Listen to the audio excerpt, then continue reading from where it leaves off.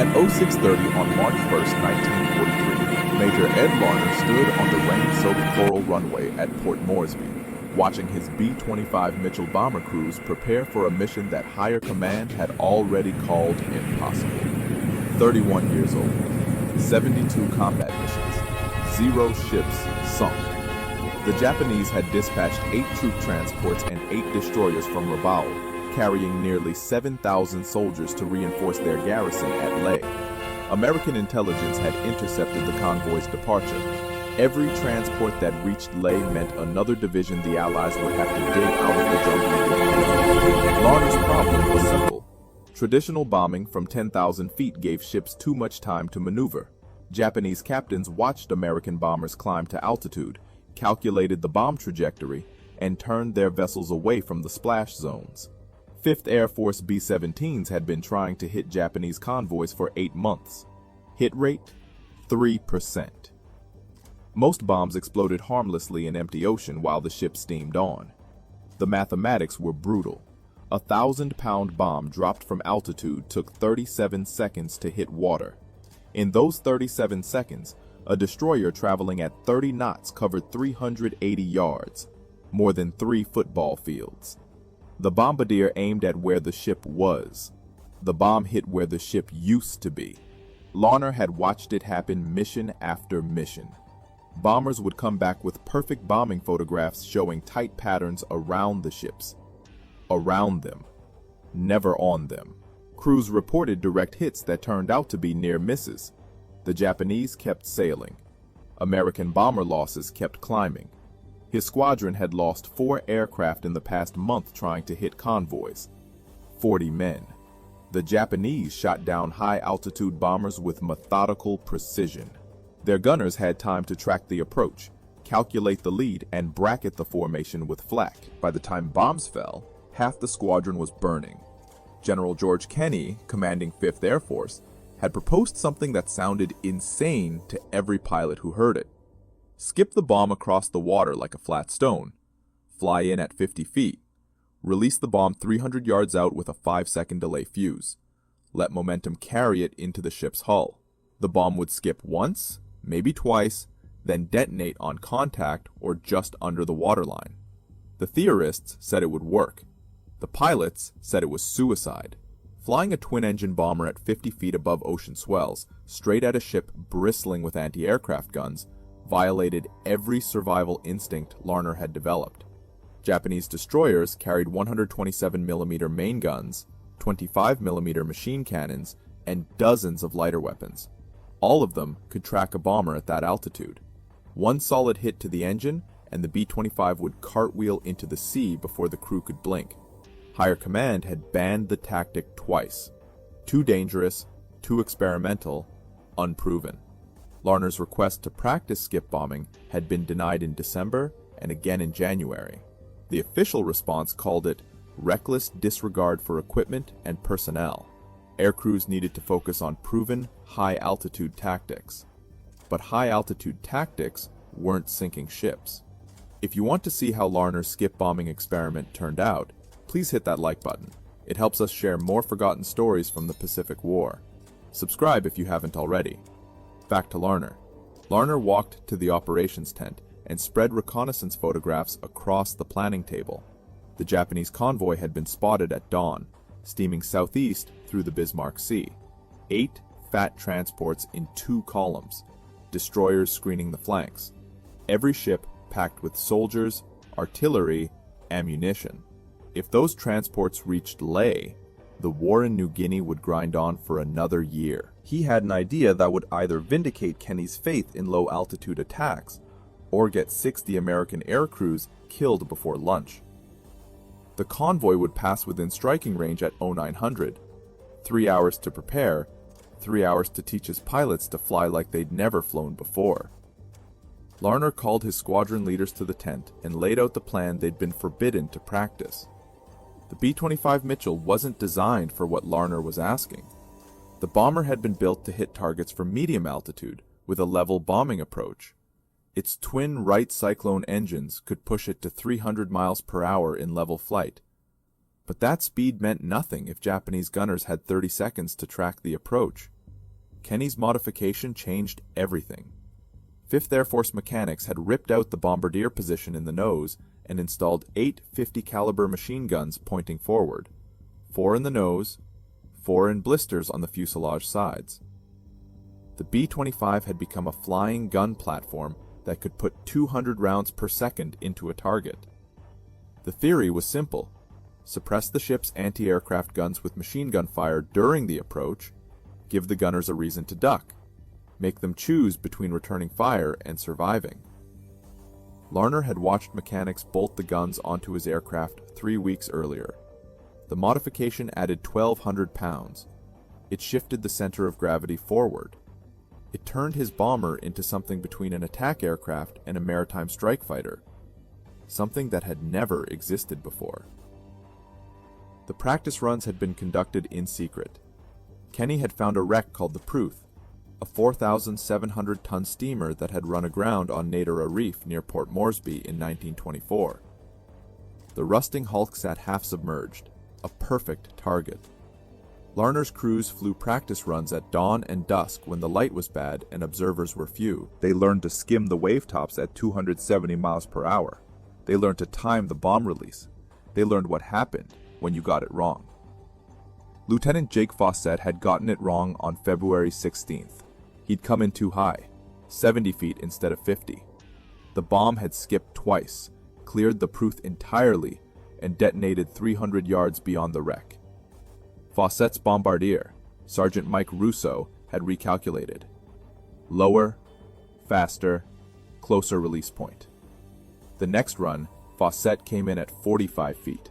The bomb skipped once and slammed into the Pruth's hull just below the waterline, right where a ship's magazine would be, right where one bomb could detonate 1,000 tons of ammunition and blow a destroyer in half. But the Pruth wasn't shooting back. Larner spread the reconnaissance photos across the briefing table and pointed to the lead transport. 800 feet long, displacing 10,000 tons, capable of carrying 1,500 troops. The convoy's flagship.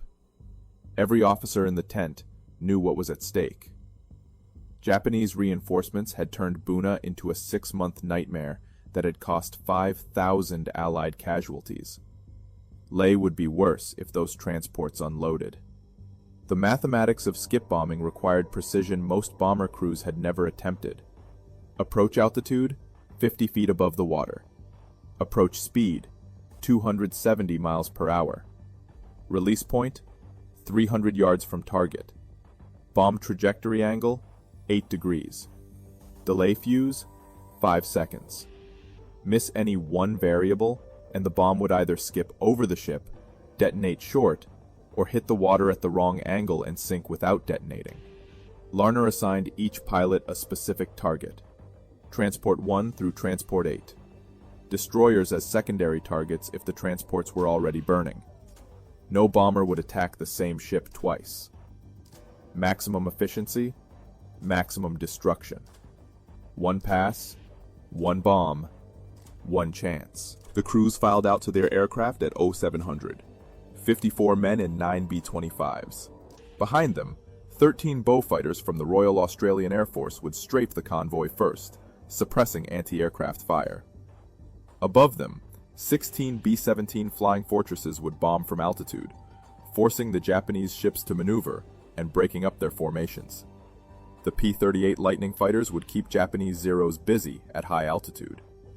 But the killing blow would come from Larner's 9 bombers at 50 feet. He climbed into his aircraft at 0715. His co-pilot, Lieutenant Tom Benz, was already running through the pre-flight checklist. The bombardier, Staff Sergeant Carl Walls, was checking the bomb release mechanism for the 4th time. Nobody spoke. The entire crew had flown together for 9 months. They knew what a 50-foot approach meant. They knew the odds. Larner started the port engine, then the starboard. The right cyclones caught and settled into their familiar roar. Around him, 8 other B-25s were winding up. The formation would take off in flights of 3. Larner's flight first. Stay low over the water the entire way. Japanese radar couldn't track aircraft below 100 feet. Surprise was the only advantage they had. At 07:45, Larner released the brakes and began his takeoff roll. By 09:30, he would know if Kenny's theory worked, or if he just led his entire squadron into a slaughter. The flight to the Bismarck Sea took 90 minutes. Larner kept his formation at 30 feet above the ocean, low enough that spray from the wave tops occasionally spattered his windscreen. The B-25s flew in a loose V formation, each aircraft separated by 200 yards, close enough to maintain visual contact, far enough that one burst of flak couldn't take down two bombers. Radio silence. The Japanese monitored every frequency. One transmission and the convoy would know American bombers were inbound. Surprise was worth more than coordination. Larner checked his watch. 08:30. The convoy should be 60 miles northeast, steaming at 12 knots toward the Vitiaz Strait. Right on schedule according to the morning reconnaissance report. The ocean below was empty. No whitecaps, no Japanese patrol boats, just endless blue water stretching to the horizon in every direction. Flying this low, Larner couldn't see more than 5 miles. The convoy could be anywhere. His navigation had to be perfect. 5 degrees off course and they'd miss the target entirely. Come up on the convoy from the wrong angle and the destroyers would have time to bring their main guns to bear. At 08:52, Larner spotted smoke on the horizon. Black diesel exhaust from 16 ships steaming in formation. He keyed his throat microphone once. Click. The signal to tighten formation. His wingmen acknowledged with single clicks. Radio discipline, holding. The convoy took shape as they closed. 2 columns of transports, 4 ships per column. The destroyers formed a protective screen 2 miles ahead and on both flanks. Larner counted gun positions on the nearest destroyer. 6 main turrets, dozens of smaller weapons. Every gun would be tracking his approach once they broke the horizon. At 08:57, the Beaufighters went in.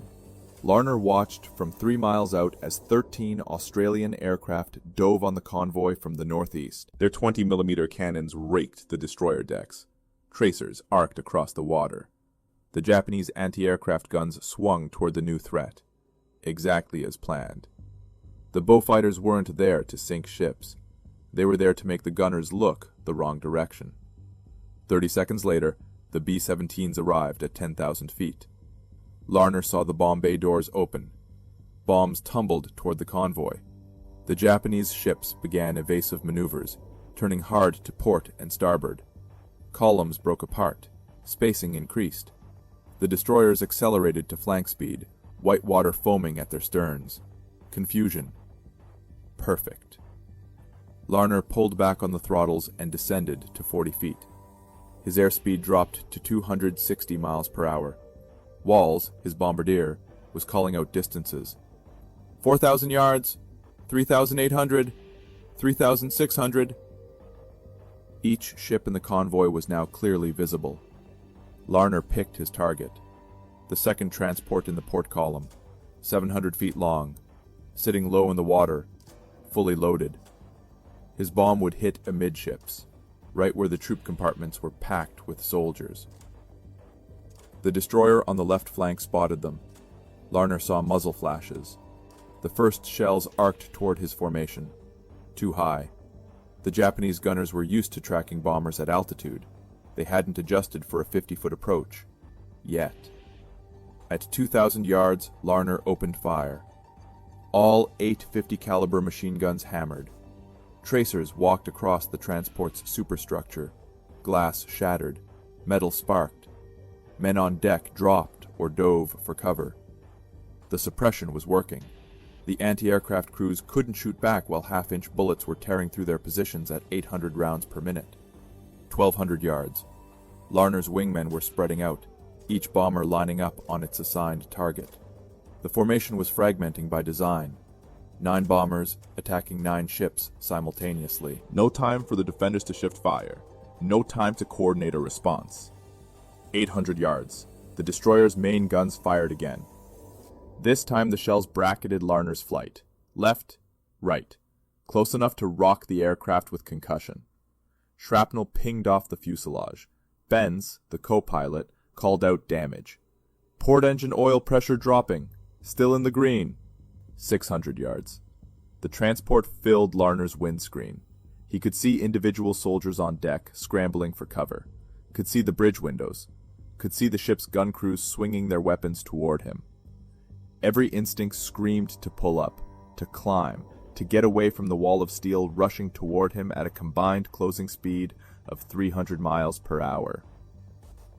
400 yards. Waltz's voice cut through the engine roar. Bomb armed, ready for release. 300 yards. Larner pressed the bomb release.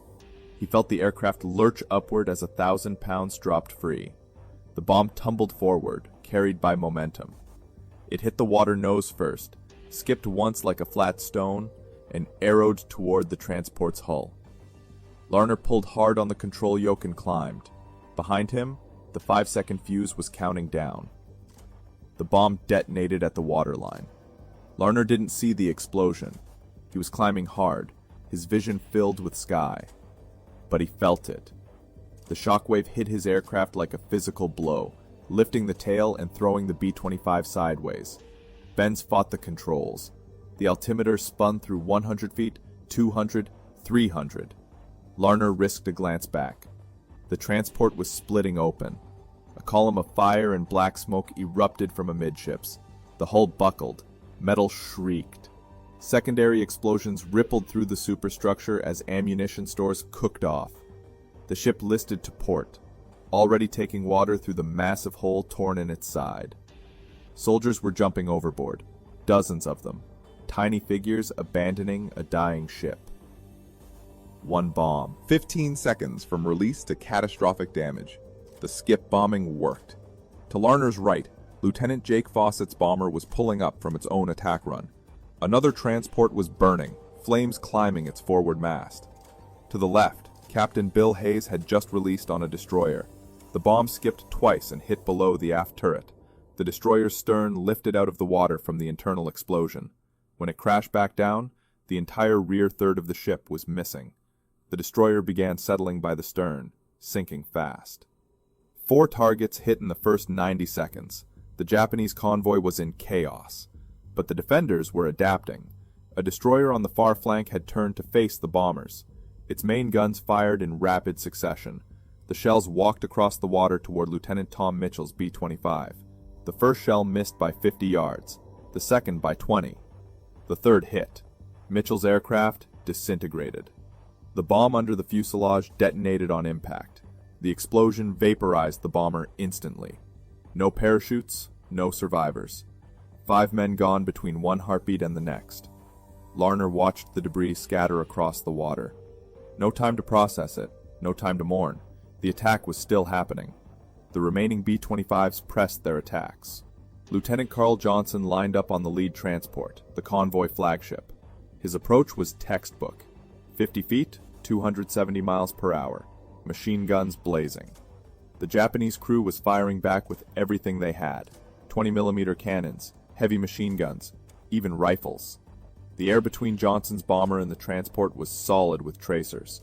Johnson's bomb release was perfect. The weapon skipped once and punched through the transport's hull just forward of the bridge. The delay fuse gave it time to penetrate deep into the ship before detonating.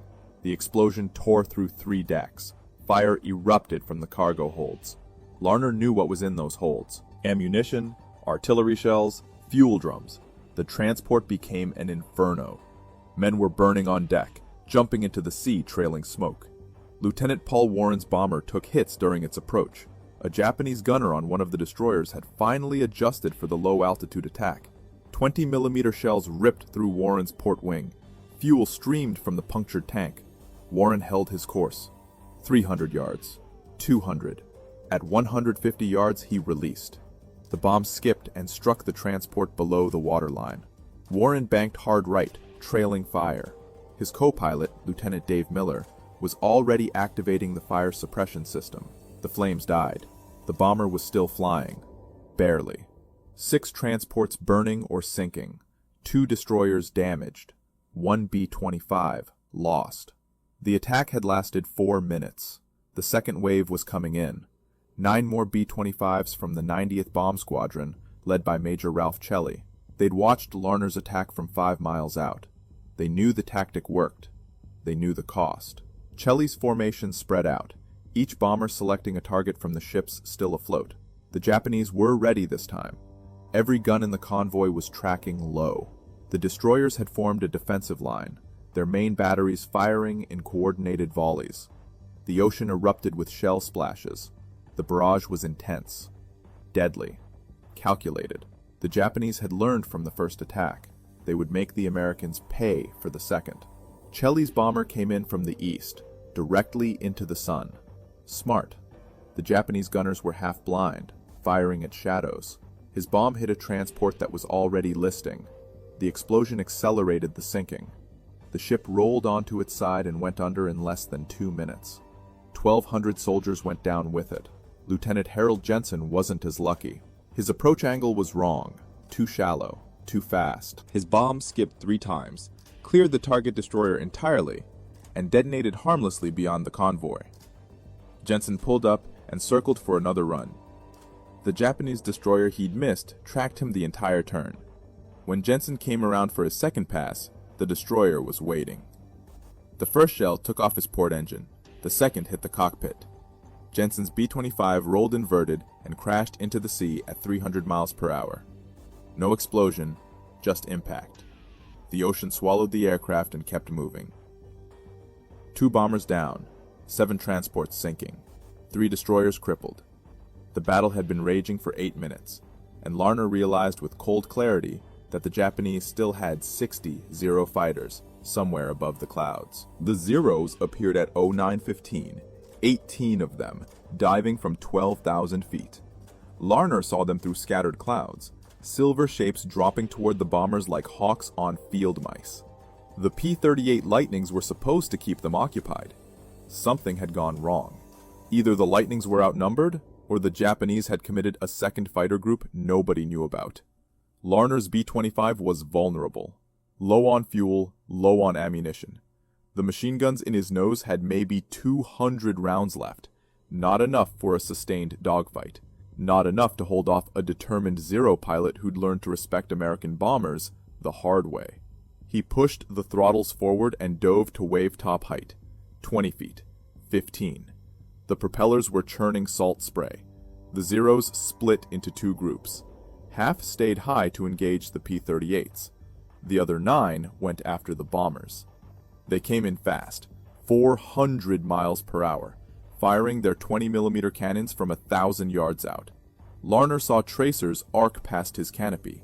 Too close. He jinked left, then right, making himself a difficult target. Behind him, Staff Sergeant Tommy Blake was in the dorsal gun turret, firing short controlled bursts at the nearest Zero. The Japanese fighter broke off. Not damaged, just cautious. Lieutenant Warren's damaged bomber wasn't so lucky. A Zero latched onto his tail and stayed there. Warren tried every evasive maneuver he knew. Climbs, dives, hard banking turns that stressed his damaged wing.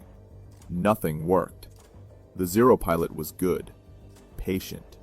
He waited until Warren ran out of airspeed in a climbing turn, then fired a 2-second burst. Warren's starboard engine exploded. The bomber nosed over and went into the ocean. Larner saw 3 parachutes, 3 out of 5. Better than nothing. The Zeros pressed their attack for 6 minutes. Then, abruptly, they broke off and climbed. Larner couldn't figure it out until he saw why. The B-17s were coming back for a second pass at 10,000 feet. The Zeros had to choose: attack the bombers below, or defend the convoy from above. They chose above. The heavy bombers were the bigger threat to what remained of the convoy.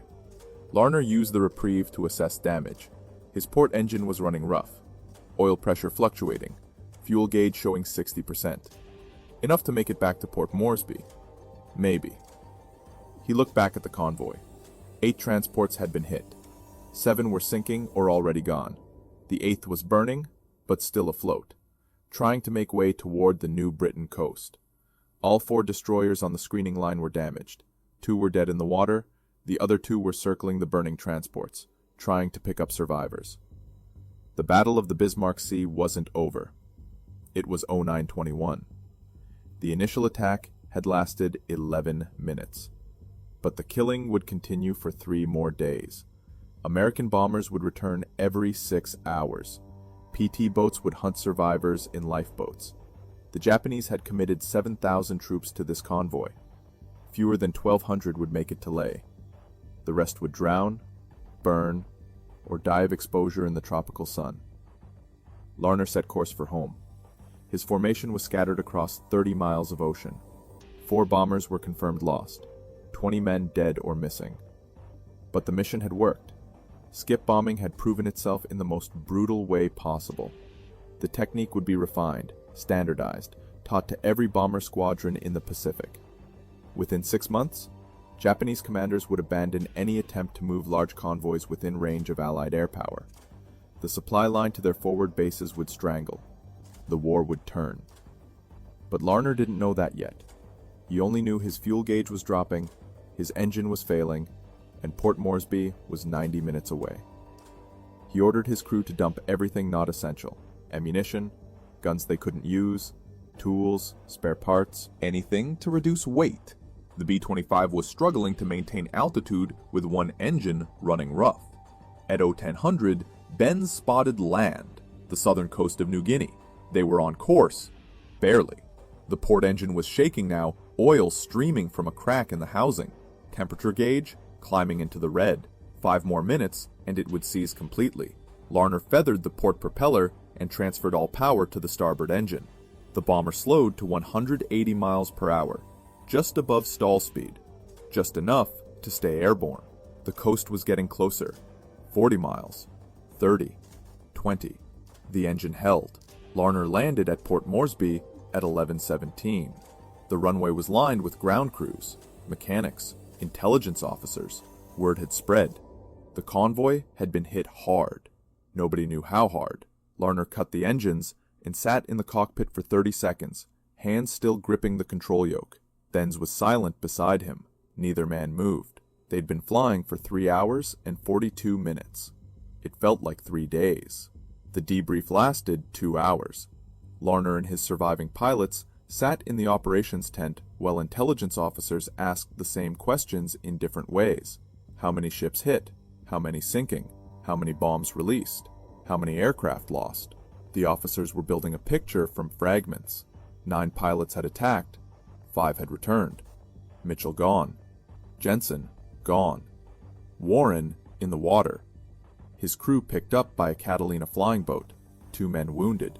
The reconnaissance photos arrived at 1300 hours. An Australian Beaufort had photographed the convoy from 15,000 feet at noon. The images told the story Larner's crew couldn't. 8 transports, 7 confirmed sunk or sinking. The 8th beached on the New Britain coast, burning. 4 destroyers, 2 sunk, 2 severely damaged and withdrawing toward Rabaul. Total time from first attack to last ship down, 3 hours. General Kenny arrived at Port Moresby at 1600 hours. He walked directly to the operations tent and spread the reconnaissance photos across the briefing table. He didn't congratulate anyone, didn't shake hands. He pointed at the burning transport beached on the coast and said, "Finish it." The Australian Beaufighters would make another run at dusk. Nothing could be allowed to reach Leh. Nothing. The second strike launched at 17:30. Larner didn't fly. His bomber needed a new engine. Instead, he stood on the runway and watched 9 fresh B-25s take off into the setting sun. They'd be over the target at dusk. The Japanese survivors would be trying to salvage what they could from the beached transport. They wouldn't expect another attack. They'd be wrong. The strike returned at 2000 hours.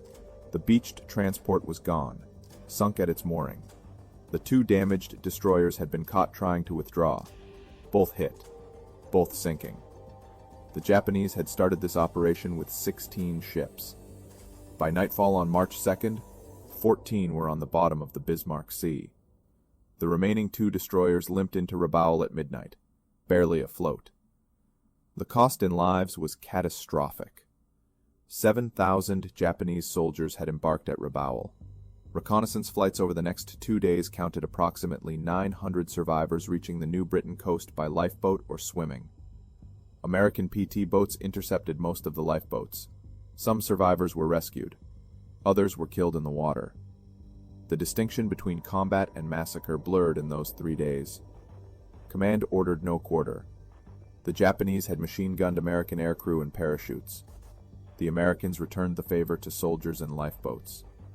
Larner learned about it 3 days later. He didn't ask for details.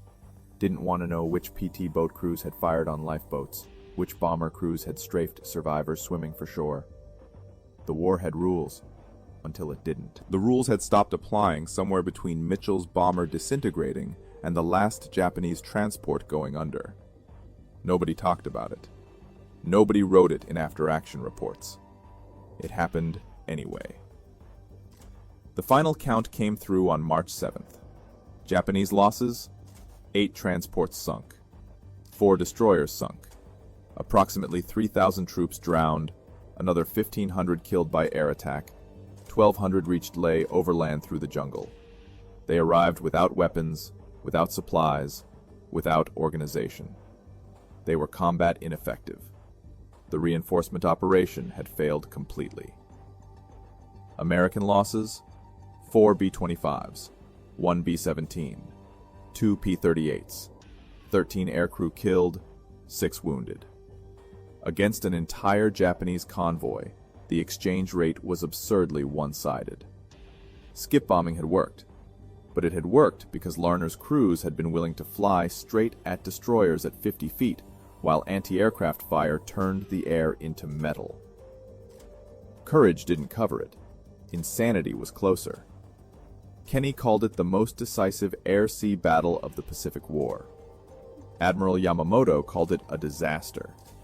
The Japanese Navy immediately canceled all future large convoy operations within range of Allied land-based air power.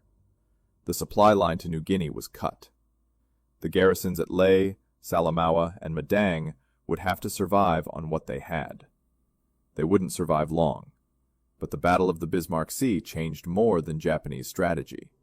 It changed how every air force in the world thought about attacking ships. The Americans refined skip bombing. The British adopted it. The Soviets copied it. By 1944, low-altitude bombing had become standard doctrine for maritime strike aircraft worldwide. Larner flew 16 more missions before rotating home in May. He never spoke publicly about the battle, never gave interviews, never wrote a memoir. He'd done what was necessary. That was enough. The question nobody could answer was simple. Would the same tactic work against a prepared enemy? The Japanese tested that question 3 months later. On June 3, 1943, American reconnaissance spotted another convoy forming at Rabaul. 6 transports, 8 destroyers. This time the Japanese ships sailed at night. This time they had 60 Zero fighters providing continuous air cover. This time, every destroyer carried additional 20mm anti-aircraft guns, specifically positioned to defend against low-altitude attacks. They'd learned from the Bismarck Sea. They'd adapted. The 5th Air Force attacked at dawn. 12 B-25s using skip bombing. The results were different. 2 transports hit. 1 destroyer damaged. 3 B-25s shot down. The exchange rate had shifted. The Japanese anti-aircraft defense had improved dramatically.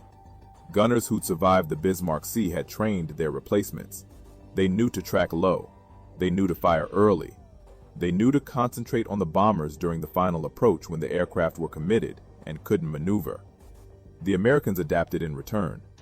By July, 5th Air Force mechanics had installed additional armor around the cockpit and engines. They'd increased the forward-firing armament to 12 50-caliber machine guns. Some B-25s carried 14 guns.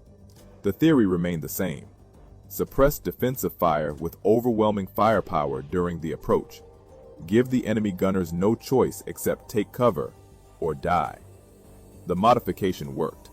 On November 2, 1943, 38 B-25s attacked Rabaul Harbor in the largest skip bombing raid of the war.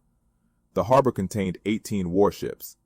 30 received direct hits. 1 heavy cruiser sunk. 1 destroyer sunk. 2 auxiliary vessels destroyed. 16 merchant ships damaged or sinking. The raid lasted 18 minutes. American losses: 2 B-25s. The exchange rate had swung back in America's favor, but Rabaul proved something else. Skip bombing worked best against ships in confined waters, ships that couldn't maneuver freely, ships anchored in harbor or trapped in narrow straits. Against a convoy in open ocean, with room to maneuver and fighter cover overhead, the tactic was dangerous. Against ships at anchor, it was devastating. The British adopted skip bombing in late 1943. Royal Air Force Beaufighters, equipped with the technique, attacked German convoys off Norway. The results mirrored the Pacific experience. High casualties, high success rate. The Germans responded by adding more anti-aircraft guns to their merchant vessels and requiring convoys to sail only under heavy fighter escort. The cost of moving supplies by sea increased dramatically. The effectiveness decreased proportionally. The Soviets used skip bombing against German ships in the Black Sea and Baltic. Their technique was cruder: lower approach altitude, heavier bombs, less suppressive fire. The results were mixed. Some ships sunk. Many bombers lost. The Soviets had courage. They lacked the training and equipment refinement the Americans had developed through trial and error in the Pacific. By 1944, skip bombing had evolved beyond its original form. American tactics now included coordinated attacks. High-altitude bombers would attack first, forcing ships to maneuver. Fighters would strafe to suppress anti-aircraft fire. Then the skip bombers would come in low, while the defenses were distracted and disorganized. The multi-layered approach reduced losses while maintaining effectiveness. The statistics told the story. Between March 1943 and August 1945, American aircraft using skip bombing sank or severely damaged 212 Japanese vessels. The cost was 47 bombers lost, a kill ratio of 4.5 ships per bomber. For comparison, high-altitude bombing achieved a kill ratio of 0.3 ships per bomber. Skip bombing was 15 times more effective, but the human cost was harder to quantify. Skip bombing required crews to fly directly at ships bristling with weapons, maintaining a steady course while tracers filled the air around them. The psychological stress was immense. Pilots who flew skip bombing missions had shorter combat tours, higher rates of combat fatigue, more frequent medical groundings for stress-related conditions. The tactic worked. It also broke the men who flew it. Larner never flew skip bombing again after May 1943. He'd trained new crews, watched them take off on missions using the tactic he'd helped prove, watched some of them not come back. By war's end, he trained 62 pilots in skip bombing. 18 were killed in action. 23 were wounded. The mathematics were brutal. A 29% fatality rate, a 66% casualty rate including wounded, better than high-altitude bombing, worse than almost any other combat aviation role. The question military historians would debate for decades was whether skip bombing shortened the war. The answer was complicated. Skip bombing didn't win battles by itself, but it strangled Japanese supply lines, made reinforcement prohibitively expensive, forced the Japanese Navy to abandon large-scale convoy operations. Without supplies, garrisons withered. Without reinforcements, defensive positions became indefensible. The islands fell one by one. What remained certain was this. On March 2nd and 3rd, 1943, 9 B-25 bombers flying at 50 feet had destroyed an entire Japanese convoy in 15 minutes of sustained combat. The tactic had been banned twice, called suicide by everyone who heard it, proven effective by men willing to fly into walls of anti-aircraft fire because the alternative was letting 7,000 enemy soldiers reach their destination. The bombers that attacked the Bismarck Sea convoy were scrapped after the war. None survived as museum pieces. Major Ed Larner returned to the United States in June 1943. He was 31 years old. He'd flown 88 combat missions. He'd survived longer than most bomber pilots in the Pacific. The Army Air Force wanted him to train new crews, teach them what he'd learned, pass on the techniques that had worked. He refused. Larner requested and received a transfer to transport aircraft. He spent the rest of the war flying C-47s, moving supplies and personnel across the Pacific. No combat, no skip bombing. No more missions where he watched crews he'd trained die in aircraft he'd taught them to fly. He never explained the decision, never had to. Command understood. Some men could keep flying combat after what they'd seen. Others couldn't. There was no shame in either choice. He was promoted to lieutenant colonel in December 1943. He declined the promotion twice before accepting. He didn't want recognition. He wanted to finish the war and go home. He got his wish in September 1945. Japan surrendered. Larner mustered out 3 months later with a Distinguished Flying Cross, 2 air medals, and a Purple Heart from shrapnel wounds he'd never mentioned in any after-action report. Larner died in 1997 in Sacramento, California. He was 85 years old. His obituary in the local newspaper mentioned his military service in one sentence. It didn't mention the Battle of the Bismarck Sea, didn't mention skip bombing, didn't mention that he'd helped develop a tactic that changed naval warfare. He'd asked his family not to discuss it. They honored his request. General George Kenney received credit for skip bombing in most historical accounts. That was fine with Larner. Kenney had conceived the theory. Larner had just proven it worked. The distinction mattered to historians. It didn't matter to the pilots who flew the missions. They knew who'd led the first attack. They knew who'd trained them. They knew whose techniques kept them alive when Japanese gunners were tracking their approach at 50 feet. The B-25 Mitchell bomber became legendary partly because of skip bombing. The aircraft served in every theater of World War II, but its reputation was built in the Pacific, flying missions that shouldn't have been survivable. By war's end, B-25s had sunk more enemy shipping than any other bomber type. The technique Larner and his crews had proven in March 1943 became standard doctrine for every B-25 unit in the Pacific. No museum displays a B-25 specifically flown in the Battle of the Bismarck Sea. The aircraft were worn out by war's end. Most were scrapped for aluminum. A few survive in museums, restored to flying condition or displayed as static exhibits. The National Museum of the United States Air Force in Dayton, Ohio, has a B-25 Mitchell. So does the Smithsonian. Neither flew at the Bismarck Sea. But they represent the crews who did. The battle itself is largely forgotten outside military history circles. It doesn't have the name recognition of Midway or Guadalcanal. No major films were made about it. No famous photographs captured the moment. Just after-action reports, reconnaissance images, and the testimony of men who mostly chose not to talk about what they'd done. What remains is this. In March 1943, a group of American bomber crews proved that aircraft could sink ships by skipping bombs across water at 50 feet altitude. The tactic was called suicide, before they proved it worked. It was called genius afterward. The truth was somewhere between. It was desperation meeting innovation. It was men willing to try something untested because the tested methods weren't working. It was courage measured in the decision to maintain heading while anti-aircraft fire turned the air lethal. The Pacific War changed after the Bismarck Sea. Japanese convoys stopped sailing within range of Allied air power. Supply lines collapsed. Garrisons starved. Islands fell.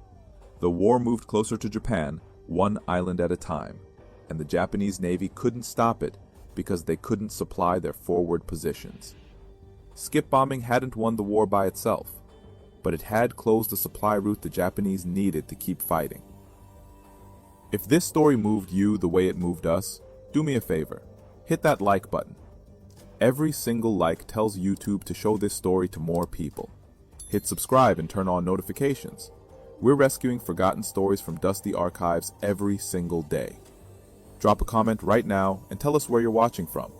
Are you watching from the United States, United Kingdom, Canada, Australia? Our community stretches across the entire world. You're not just a viewer. You're part of keeping these memories alive. Tell us your location. Tell us if someone in your family served. Just let us know you're here. Thank you for watching. And thank you for making sure Ed Larner and his crews don't disappear into silence. These men deserve to be remembered, and you're helping make that happen.